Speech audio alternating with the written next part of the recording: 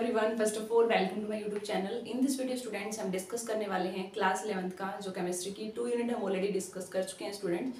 अगर आपने नहीं देखी है तो अब क्लास 11th केमिस्ट्री के नाम से अलग से प्लेलिस्ट मिलेगी आपको, तो वहाँ से आप चेक कर सकते हो। तो आज के वीडियोज़ में स्टूडेंट्स अब देखने वाले हैं यूनिट 3 का, जो अगर नाम की बात करें तो आपका क्या है, पीरियडिक क्लासिफिकेशन ऑफ एलिमेंट्स का एंड पीरियडिसिटी प्रॉपर्टीज। तो आज की वीडियोस में हम आपको आपका जनरल इंट्रोडक्शन बताने वाले हैं कि क्या क्या थिंग्स हम कवर करने वाले हैं, क्या वो यूनिट में आपको क्या पढ़ना है। उससे पहले आपका बेसिक कंसेप्ट ऑफ केमिस्ट्री वाली थी, वो यूनिट हम ऑलरेडी कर चुके हैं। 2 वीडियोस हैं उसमें कंप्लीट हमने फर्स्ट यूनिट कवर की है, और बीच में जो इंपॉर्टेंट टॉपिक थे लाइक लिमिटिंग रिएजेंट का है, आपका मोल कंसेप्ट है, कंसंट्रेशन टर्म है, वो ऑलरेडी स्टूडेंट्स हमारे चैनल पे हो चुकी हैं, तो वो भी आप देख सकते हो वहाँ से। ठीक है स्टूडेंट्स, तो जो नेक्स्ट अगर हम बात करें, नेक्स्ट यूनिट थी आपकी स्ट्रक्चर ऑफ एटम। उसमें हमने सभी मॉडल्स को भी डिस्कस किया था, जो भी इंपॉर्टेंट टर्म थी, प्रिंसिपल क्वांटम नंबर्स वगैरह, वो सारी थिंग्स हम कवर कर चुके हैं। अगर आपको वो पढ़ना है तो वहाँ से आप देख सकते हो। तो 2 यूनिट हमारी ऑलरेडी हो चुकी हैं। जो यूनिट 3 है आपकी, वो हम आज स्टार्ट करने वाले हैं। तो ज़्यादा स्टूडेंट्स की रिक्वेस्ट रहेगी, तो हम ट्राई करेंगे कि सभी क्लास 11th की केमिस्ट्री की यूनिट भी कंप्लीट की जाए। जैसे हमने क्लास 12th की 4th यूनिट ऑलरेडी 5 यूनिट हमने कर रखी हैं, 5 या 6 यूनिट हो चुकी हैं आपकी क्लास 12th की। ठीक है स्टूडेंट्स, तो आज के वीडियोस में हम कुछ इंटरेस्टिंग डिस्कस करने वाले हैं, क्या क्या इंपॉर्टेंट टॉपिक्स हैं जो आपको यूनिट 3 से पढ़नी है। तो यूनिट 3 की अगर बात करें तो उसमें है क्या, अगर नाम से ही आपको कुछ सजेस्ट हो जाता है, क्लासिफिकेशन ऑफ एलिमेंट्स को क्लासिफाई करना है और उनकी पीरियडिक प्रॉपर्टीज के बारे में पढ़ना है। जैसे स्टूडेंट सबसे पहले इस 3rd यूनिट को पढ़ने से पहले, जैसे आपने देखा होगा पीरियडिक टेबल, अगर आपने जैसे क्लास 10th है, क्लास 9th में भी अपने पीरियडिसिटी वाला कुछ टर्म्स सीखी होंगी कि क्या होती हैं, उनको हम डिटेल से सीखने वाले हैं। अब देखिए पीरियडिक टेबल्स आप देखते हो तो सबसे पहले आपको पता होना चाहिए कि जरूरत क्यों पड़ी हमें पीरियडिक टेबल्स की। देखो होती क्या है, केमिस्ट्री में सबसे इंपॉर्टेंट रहती है पीरियडिक टेबल। क्या होती है आपको बताया कि 4 ब्लॉक होते हैं, एस होता है, पी, डी और एफ ऐसे। फिर आपको एलिमेंट्स का पता होना चाहिए कि एस में कितने होते हैं, एल्कली और अल्कलाइन 2 ग्रुप्स होते हैं आपके। बात करें पी में 6 होते हैं आपके अलग अलग, जैसे कार्बन फैमिली है, नाइट्रोजन है, ऑक्सीजन है, हेलोजन है, और आपके नोबल गैसेस वाले हैं। वैसे आप डी ब्लॉक में 3 सीरीज होती हैं, 3D 4D 5D, ये हमने क्लास 12th में भी कर चुके हैं। वैसे आपको क्लास 11th वाले स्टूडेंट्स उसको भी सीखना चाहते हैं तो क्लास 12th वाले प्लेलिस्ट में सीख सकते हो। डी एंड एफ ब्लॉक के नाम से हमने अलग यूनिट आपकी वो कंप्लीट कर चुके हैं। ठीक है, फिर एफ ब्लॉक भी हमने सीखा था कि लैंथेनाइड क्या है, एक्टिनाइड क्या है। तो सबसे पहले आपके माइंड में आया होगा कि हमें क्यों रिक्वायरमेंट पड़ी पीरियडिक टेबल्स की, क्यों साइंटिस्ट को रिक्वायरमेंट पड़ी कि पीरियडिक टेबल एक होनी चाहिए। तो इसका क्या मतलब स्टूडेंट्स, पीरियडिक टेबल का हम एक रीअरेंज, इसमें है ना अरेंजमेंट करते हैं। आपके पास बहुत सारे एलिमेंट्स हैं और आपने एक अच्छे तरीके से अरेंज कर दिया। सपोज आप ये समझो कि मान लो आपको क्लास 11th केमिस्ट्री की बुक पढ़नी है, आप घर पे पढ़ रहे हो, आपके सेल्फ अलमारी में आपके 10 बुक्स हैं, तो आप इजीली उसको उसमें से सेपरेशन कर सकते हो। क्लास 11th केमिस्ट्री की बुक आप सेपरेट कर लोगे। लेकिन मान लो आप लाइब्रेरी में चले गए, लाइब्रेरी में आपने देखा होगा कि हर एक बुक्स का अलग अलग सेल्फ होते हैं। मान लो कि ये आपका 11th की है, सपोज ये 12th की है, ये 10th की है, 9th की, बहुत सारी लाइब्रेरी ऐसे कॉलेज में होगी तो बहुत सारे, तो अलग अलग होती है ना कि अलग। अगर ऐसा हो जाए कि 9th 10th 11th 12th सभी छोटी क्लासेस मिक्स करके रखे गए, मान लो एक में आपका 9th भी है, 10th है, 12th, तो कितना ज्यादा डिफिकल्ट है आपके लिए कि सर्च करना आपको क्लास 11th की बुक। तो देखो बहुत सारी बुक्स हैं और उसमें से अगर आपने एक अच्छे से अरेंज कर रखा है कि उसको क्लास 11th को अलग में रख दिया, 12th को अलग में रख दिया, 10th को अलग, 9th में अलग सेपरेशन कर दिया एलिमेंट बुक्स की, तो आपके लिए आसान हो गया उसको निकालना, बुक्स को पढ़ना। वैसे ही क्या था स्टूडेंट्स, जैसे आपको पता है कि एलिमेंट 1 या 2 तो है नहीं कि आप आसानी से, बहुत सारे एलिमेंट्स हैं। पीरियडिक टेबल टोटल की बात करें तो 118 एलिमेंट्स हैं और डिस्कवरी और चलती जा रही है, न्यू डिस्कवर होते जाते हैं।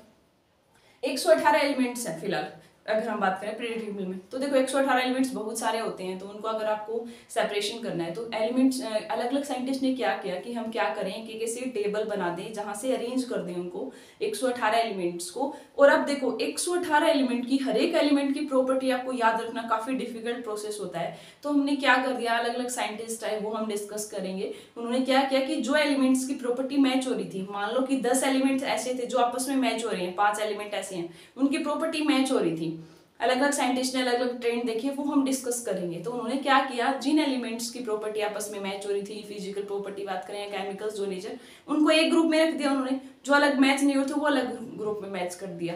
किसी को एटॉमिक नंबर के इंक्रीजिंग ऑर्डर में देखा, किसी ने वेट के अकॉर्डिंग, अलग अलग साइंटिस्ट ने अपने अपनी लॉज दी कि हम इसके अकॉर्डिंग इसको अरेंज कर देते हैं। लास्ट में जो मॉडर्न प्रेडिक्ट टेबल बन के आई, लास्ट में हेनरी मोसले का भी काफी इंपॉर्टेंस रहती है मॉडर्न प्रेडिक्ट टेबल के इंपॉर्टेंस में।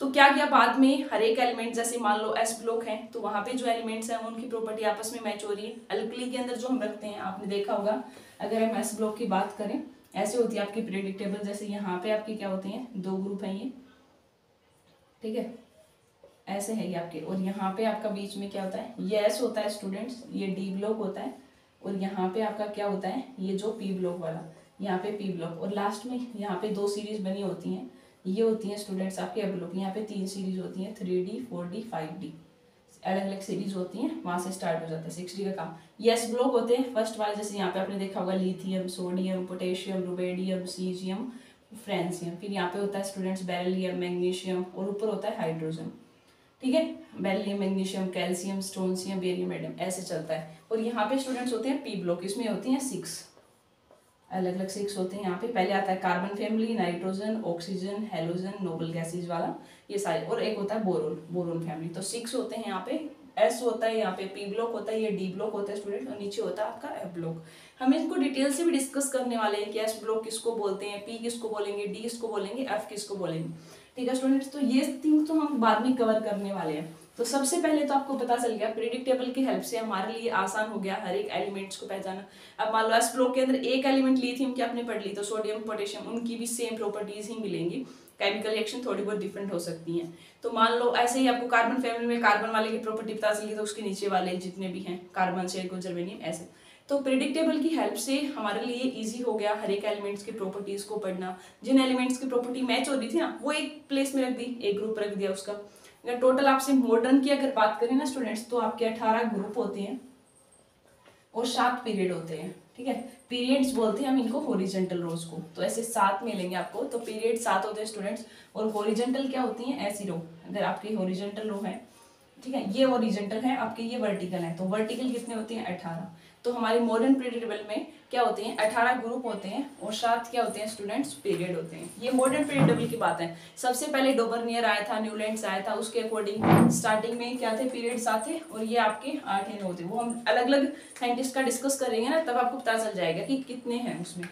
तो ये मॉडर्न के अगर एक नंबर में पूछ ले आपसे, मॉडर्न पीरियड टेबल में कितने ग्रुप्स होते हैं और कितने पीरियड, तो 18 ग्रुप होते हैं और 7 पीरियड।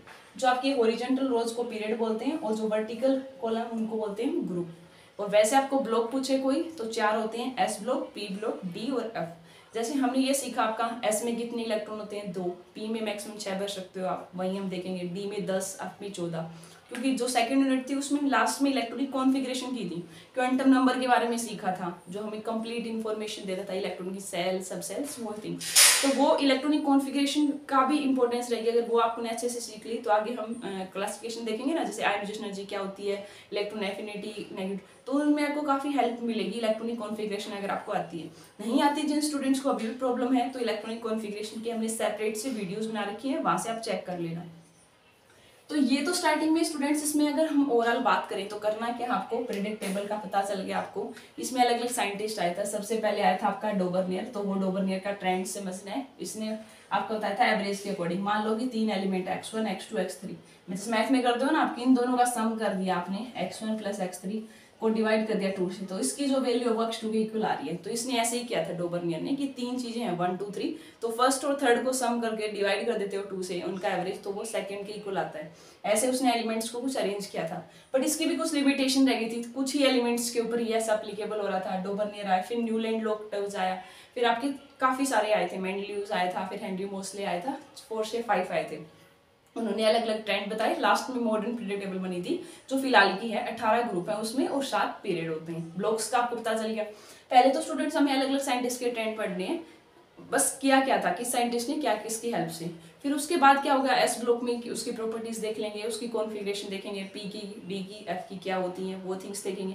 सबसे इंपॉर्टेंट आएगा स्टूडेंट्स इसमें पीरियडिक प्रॉपर्टीज। पीरियडिक प्रॉपर्टीज में क्या होता है, मतलब मान लो उसमें अलग अलग डिस्कस करनी है, फिजिकल प्रॉपर्टी अलग होगी क्या, फिजिकल में जैसे एटॉमिक रेडियस देखनी है आपको, एटॉमिक रेडियस होती क्या है वो थिंग्स देखेंगे। जैसे आपको बताया ना किसी भी एटम की हमने सेकंड रेडियस न्यूक्लियस होता है, ये क्या होती हैं, वैलेंस इलेक्ट्रॉन, अलग अलग सेल्स होती हैं। तो न्यूक्लियस से और लास्ट वैलेंस से कितनी डिस्टेंस, उसको एटॉमिक रेडियस, ये भी 3 टाइप की पढ़ेंगे हम, आयनिक, मेटालिक और वन डर वाल रेडियस, वो देखेंगे। फिर आप देखोगे आयोनाइजेशन एनर्जी स्टूडेंट्स, उसका हम ट्रेंड भी देखना होता है आपको कि लेफ्ट से राइट क्या होगा, डाउन द ग्रुप क्या होने वाला है। अनयूजल एनर्जी सिंपली होती है कि इलेक्ट्रॉन को रिमूव करने के लिए, मान लो इस बैलेंस यहाँ से आप इलेक्ट्रॉन निकालना चाहते हो तो आपको कितनी एनर्जी निकालनी पड़ेगी, क्योंकि ये आपको पता है न्यूक्लियस और इलेक्ट्रॉन के बीच में क्या लग रहा है, अट्रैक्शन फोर्स लग रहा है, तो आपको कितनी एनर्जी की लगानी पड़ती है रिमूव करने के लिए, उसको बोलते हैं अनयूजल एनर्जी। तो उसको first unusual energy, second, third, वहाँ से काफी सारे क्वेश्चन पूछे जाते हैं आपके कंपेटिटिव पॉइंट ऑफ व्यू से भी, CFID चाहिए एग्जाम दो, PMT, जैम वगैरह, COT कुछ भी हो, तो ये काफी इंपॉर्टेंट रहने वाला है, ये यूनिट आपका बेसिक है। इसीलिए कहते हैं कि क्लास 12th की केमिस्ट्री से क्लास 11th की ज्यादा इंपॉर्टेंस रहती है काफी, क्योंकि वो आपका बेस है, अगर वो आपने अच्छे से सीख लिया तो क्लास 12 तो बिल्कुल ही ईजी रह जाती है आपके लिए, ठीक है। तो 70% आपका क्लास 11th से ही हो जाता है, 30% ही आपको क्लास 12th में मेहनत करनी पड़ती है, अगर 11th अच्छे से कर लोगे आप। ये देखनी है प्रिडिक्ट प्रॉपर्टीज में, एटॉमिक रेडियस देख लिए, आयनिक रेडियस, मेटालिक देख ली, ionization energy, electronegativity, electron gain enthalpy, ये सारी टर्म्स को अच्छे से डिस्कस करना है हमें। उनका ट्रेंड भी देखेंगे कि लेफ्ट से राइट अगर जा रहे हो तो क्या होगा, डाउन द ग्रुप आ रहे हो तो क्या वेरिएशन रहेगा, आइसो इलेक्ट्रॉनिक स्पीसीज क्या होती हैं, ये सारे उनके ट्रेंड्स भी पूछ सकते हैं, ये सारी प्रॉपर्टीज देखेंगे हम स्टूडेंट्स। तो उनके ऑर्डर तो वैसे ज़्यादा हार्ड नहीं है, काफ़ी मतलब 1 वीक अगर हम बिल्कुल धीरे धीरे करें तभी लगेगा, 7 मतलब 1 वीक में आपकी कंप्लीट ये यूनिट हो जाएगी ईजिली, ठीक है। तो हम स्टार्ट करेंगे कि कल से रेगुलर वीडियोस डाली जाएँ, ज़्यादा स्टूडेंट्स की रिक्वेस्ट होगी तभी हम करेंगे, नहीं तो हम स्टॉप कर देंगे। काफ़ी और स्टूडेंट्स भी रिक्वेस्ट कर रहे हैं, दूसरे जैसे कई स्टूडेंट्स कह रहे हैं कि BSc के कुछ चैप्टर्स जो रह गए थे उनकी वीडियोस बनाई हैं, तो हम देखते हैं कि ज़्यादा स्टूडेंट्स की अगर रिक्वेस्ट होगी उसी बेस के ऊपर हम उसी सीरीज़ को स्टार्ट कर देंगे स्टूडेंट्स। और कोई भी आपको प्रॉब्लम रहती है तो आप कमेंट कर सकते हो या मेल के थ्रू पूछ सकते हो, I will try to solve your query. तो thank you students and happy learning.